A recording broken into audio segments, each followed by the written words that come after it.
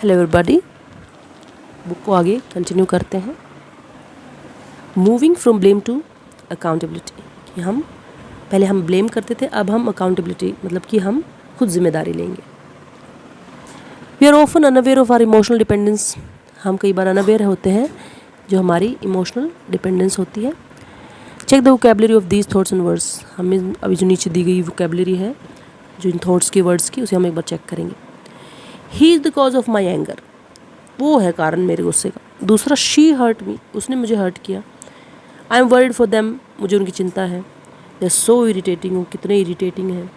Spending time with you cheers me, आप तो आपके साथ समय बिताना मुझे अच्छा लगता है। I am so happy to have bought a new phone, मुझे बहुत अच्छा लगा एक नया फ़ोन ख़रीद कर।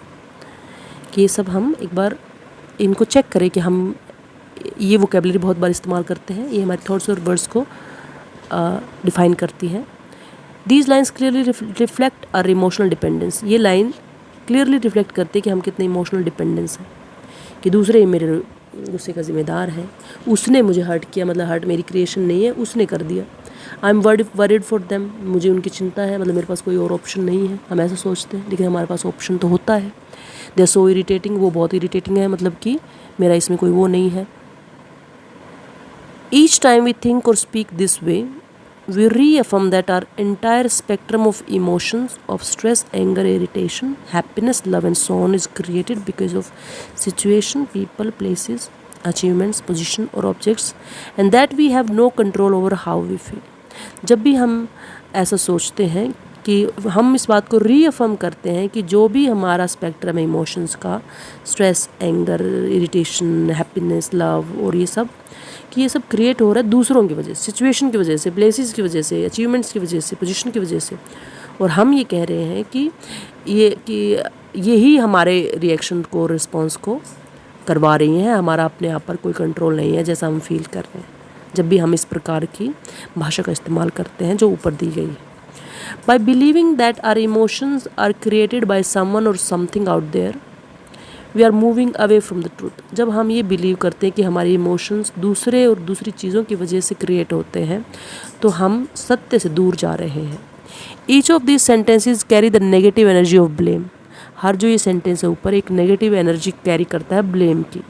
Such words make us live like victims of circumstances rather than as masters. तो ऐसे वर्ड्स हमें एक विक्टिम के जैसे, जो सर्कमस्टांस का विक्टिम बना देते हैं कि हम कि मास्टर्स के बगैर, हम मालिक के बगैर हम क्या हो गए, गुलाम हो गए। कि जैसा बाहरी लोग हमारे साथ बर्ताव करेंगे हम वैसा ही फील करेंगे, जैसा ही सिचुएशंस होंगी हम वैसा ही फील करेंगे।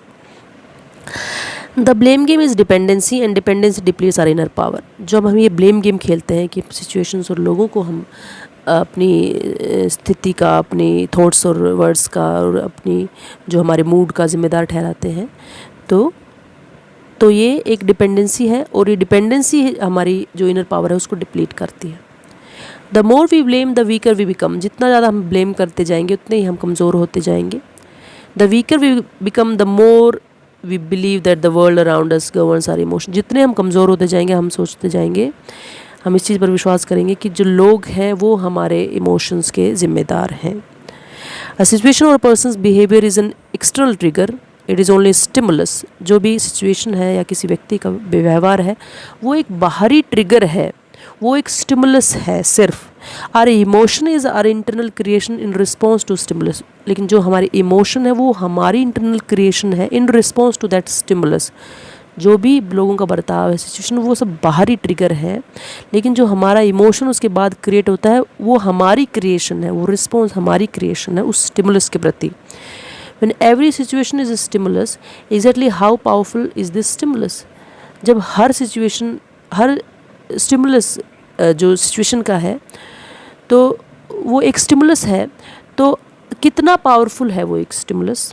Situation can be challenging, situation challenging हो सकती है। People can be difficult, people काफ़ी डिफ़िकल्ट हो सकते हैं, मुश्किल हो सकते हैं, उनका बर्ताव ठीक नहीं हो सकता है। Someone can exploit, manipulate, cheat, insult or ignore us, or they can make mistake. कुछ लोग हमें एक्सप्लॉइट कर सकते हैं, मैनिपुलेट कर सकते हैं, चीट कर सकते हैं, इंसल्ट कर सकते हैं, इग्नोर कर सकते हैं, and they can make mistakes, और कुछ रॉन्ग हैबिट्स उनके पास हो सकती हैं। They can even causes physical harm, वो हमें फिजिकल हार्म भी पहुंचा सकते हैं। Read these options again, you will see that they can do all the wrong only outside. जो भी ऑप्शंस अभी दिए गए थे कि वो हमें चीट कर सकते हैं, इग्नोर कर सकते हैं, बाहरी फिजिकल हार्म कर सकते हैं, वो सब बाहरी हैं। वो सिर्फ हमारा गलत बाह्य रूप से कर सकते हैं। That is all the power they है, उनके पास सिर्फ इतनी ही पावर है। They can never get inside our minds, वो हमारे माइंड में अंदर घुस नहीं सकते। They do not have this power, उनके पास इतनी पावर नहीं है। वो सिर्फ बाहरी चीज़ें कर सकते हैं, अंदर हमारे माइंड में वो नहीं घुस सकते, उनके पास इतनी पावर नहीं है। It means they cannot get in to our minds and create our thoughts and emotions. उनके पास इतनी पावर नहीं है कि वो हमारे माइंड में घुस जाएँ और हमारी थॉट्स क्रिएट करें या इमोशन क्रिएट करें। You might say of course it is obvious that situation people can not get in to our minds. अभी आप कहेंगे कि हाँ बिल्कुल सही बात है कि ये सिचुएशन और पीपल तो हमारे माइंड में नहीं घुस सकते। It is obvious and even children know it, ये बहुत ही ऑब्वियस है और बच्चे भी इतनी छोटी बात तो ये बच्चे भी जानते हैं। The question then is, when we know this truth, why do we live our life believing that situations and people control our emotions, making us impatient, upset, happy or insecure? जब हम ये सत्य जानते हैं, तो क्वेश्चन अभी ये आता है कि जब हम ये सत्य जानते हैं और हम बिलीव करते हैं कि सिचुएशन और पीपल हमारे इमोशन कंट्रोल नहीं करते, हमें वो इम्पेशेंट, अपसेट, हैप्पी और नहीं बनाते, तो फिर हम क्यों बनते हैं? Situations are not in our control but our response are completely in our control. Situation हमारे कंट्रोल में नहीं है लेकिन रिस्पॉन्स हमारे कंट्रोल में कम्प्लीटली है। So even if we create stress, anger और hurt, we simply need to remember that no one other than ourselves is to be blamed.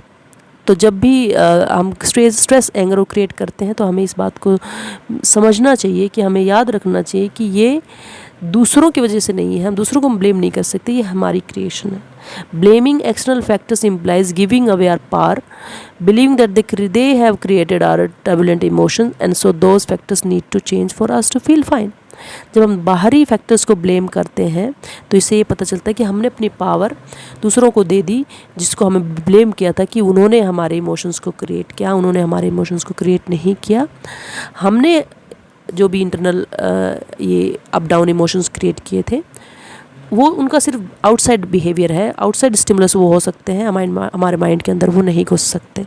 Power हमारे पास ही है सारी।